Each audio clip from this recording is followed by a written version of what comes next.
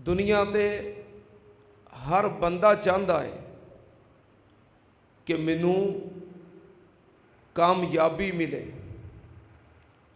मैनू सुकून मिले, मैनू इज्जत मिले। क्यों भी चाहते हो कि नहीं?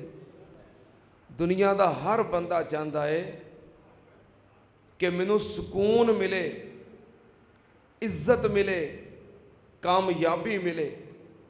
फिर जड़ा बंदा मुसलमान है, मोमिन है, वो चाहता है कि दुनिया की जिंदगी तो मेरी कामयाब गुजरे, लेकिन कबर के अंदर भी मैनू कामयाबी मिले और कल क़यामत वाले दिन अल्लाह की अदालत के अंदर सारी कायनात के सामने भी मैं कामयाब हो जा।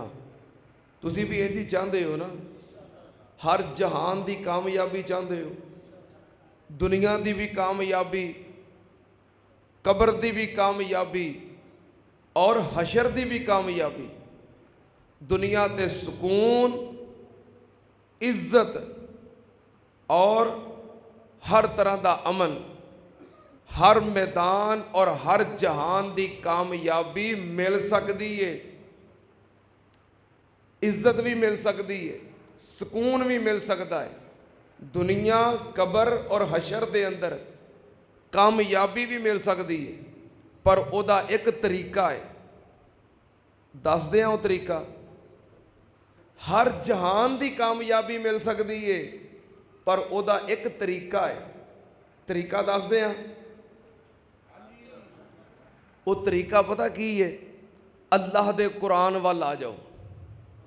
किधर आ जाओ? किधर आ जाओ?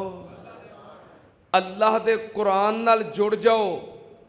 इंशाअल्लाह अल्लाह तुहानू इज्जत भी देगा, सुकून भी देगा, कामयाबी भी देगा, दुनिया ते भी, कबर के अंदर भी, हशर के अंदर भी।